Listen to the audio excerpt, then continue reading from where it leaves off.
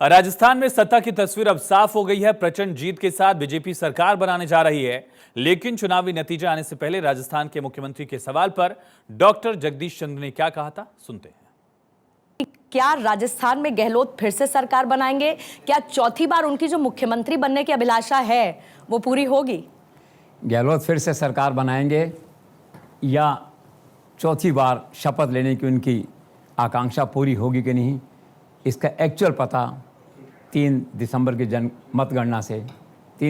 मतगणना से लगेगा। लेकिन एक तय है कि फ़िलहाल इस मोमेंट पे अशोक गहलोत पूरे तौर पे आश्वस्त हैं कि वो सरकार बनाने जा रहे हैं।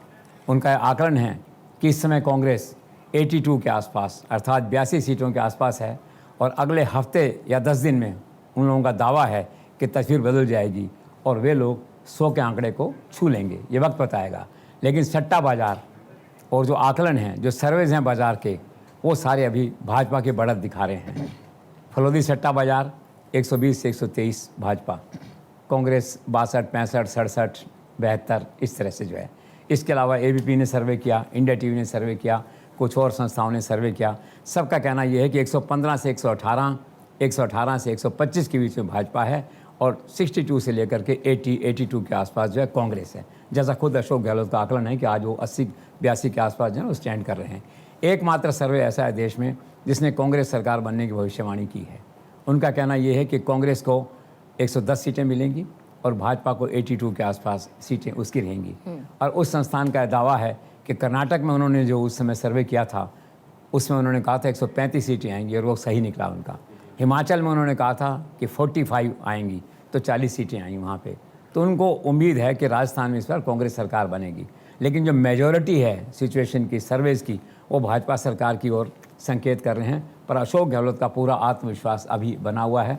सबसे महत्वपूर्ण बात यह है कि अशोक गहलोत फिर से सरकार बनाएंगे या नहीं, इसका एक महत्वपूर्ण पैरामीटर ये रहेगा कि क्या ये चुनाव विधायकों के चेहरे पे लड़ा जा रहा है या फिर अशोक गहलोत के चेहरे पे।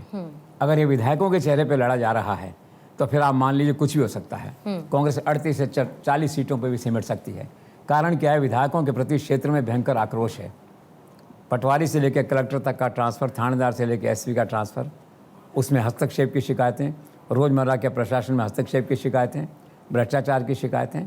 तो ऐसा कहा जा रहा है कि लोकल जो फील्ड है वहाँ ये जो इस कार्यकाल के दौरान हर विधायक जो रीजनल चीफ मिनिस्टर बन गया था, क्षेत्रीय मुख्यमंत्री की तरह व्यवहार कर रहा था। इवन मुख्यमंत्री खुद मजबूर थे, वो खुद भी स्वीकार करते थे गलत हो रहा है, लेकिन क्या करो, राजनीतिक मजबूरियाँ थी। मजबूरियाँ 2 थी बड़ी।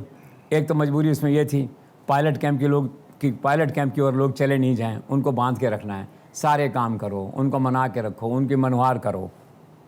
दूसरी मजबूरी थी चुनाव के लिए पैसा एआईसी से हर मुख्यमंत्री को भेजना होता है, वो भेजना था। तो ये दोनों कारणों से क्या हुआ, शासन पंगु हुआ फील्ड के अंदर, जिसे कहते हैं। अशोक गहलोत खुद का जो गुड गवर्नेंस का नारा था वो पिटा। और मेरा दावा है कि खुद रात को जब बैठते होंगे तो एक बार रोते होंगे मन में कि क्या हो रहा है, मेरी गवर्नेंस कैसी थी और हालात ने मेरी गवर्नेंस को कैसे बना दिया। तो ये सारी स्थितियां हैं। वहीं कांग्रेस पार्टी में महेश जोशी और धर्मेंद्र राठौड़ का राजनीतिक भविष्य आखिर क्या होने वाला है? क्या महेश जोशी बीजेपी में भी शामिल हो सकते हैं? इस सवाल के जवाब में डॉक्टर जगदीश चंद्र ने क्या कहा था, ये भी सुनिए। सर, तो फिर ऐसे भी महेश जोशी और धर्मेंद्र राठौड़ का भविष्य आपको कांग्रेस में क्या लग रहा है? क्योंकि अटकलें ये भी है कि जोशी भाजपा में शामिल हो सकते हैं। जोशी की बात चली थी बीच में, लेकिन सुना कोई बात बैठी नहीं, शायद कुछ कंडीशंस रही होंगी उनकी। जोशी बेसिकली क्या लॉयलिस्ट आदमी है, गहलोत के लॉयलिस्ट आदमी है और सुलझे हुए आदमी हैं और यूँ ठंडे आदमी हैं और सबको साथ लेकर चलते हैं और फेयरली पॉपुलर भी हैं अपने फील्ड के अंदर। वो तो कुछ केसेस जैसे हो गए, कुछ हालात ऐसे बिगड़ गए कि हालात हाथ से निकलते चले गए, यूँ मानिए। और जो अभियुक्त माना गया था 3 लोगों को, धारीवाल, जोशी और राठौड़ को 25 लोगों की बगावत का, तो एक तो छूट गए उस समय से मैंने आपसे कहा, बाकी ये नहीं छूट पाए जो है। लेकिन मुझे अब नहीं लगता कि भाजपा जा रहे हैं, इज़ टू लेट स्टेज। अब प्रश्न ये कि आगे क्या भविष्य जो है। तो गहलोत लॉयलिस्ट हैं, गहलोत अगर सत्ता में आते हैं एक पल के लिए तो इनका रिहेबिलिटेशन होगा किसी न किसी रूप में जो है। धर्मेंद्र राठौड़ पे कोई फ़र्क नहीं पड़ता, वो तो अशोक गहलोत के हनुमान हैं, वो मंत्री रहे न रहें। अगर अशोक गहलोत पावर में हैं तो उनके आभा मंडल में वो चमकते हैं हमेशा, वो वर्कर हैं, उनके लॉयलिस्ट हैं, एग्जीक्यूटर हैं, दैट वे जो है।